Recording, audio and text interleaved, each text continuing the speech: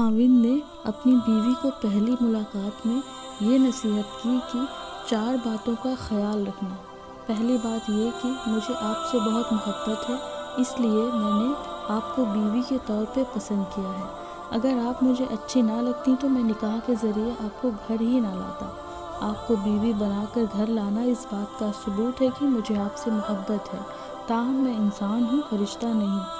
اگر کسی وقت میں غلطی کر بیٹھوں تو تم اس سے چشم پوشی کر لینا، چھوٹی موٹی کوتاہیوں کو نظر انداز کر دینا۔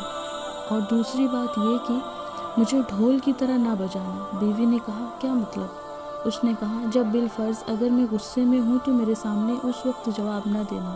مرد غصے میں جب کچھ بھی کہہ رہا ہو اور آگے سے عورت کی بھی زبان چل رہی ہو تو یہ چیز بہت خطرناک ہوتی ہے۔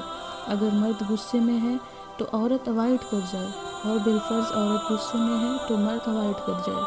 دونوں طرف سے ایک وقت میں غصہ آ جانا یوں کہ رسی کی دونوں طرف سے کھینچنے والی بات ہے۔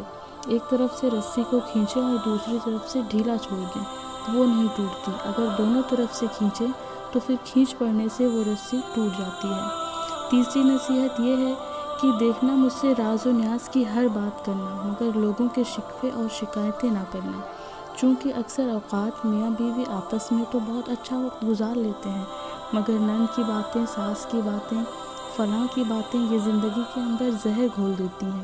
اس لیے شکوے شکایتوں سے ممکنہ حد تک گریز کرنا۔ اور چوتھی اور آخری بات یہ کہ دیکھنا دل ایک ہے، یا تو اس میں محبت ہو سکتی ہے یا تو اس میں نفرت۔ ایک وقت میں 2 چیزیں دل میں نہیں رہ سکتی۔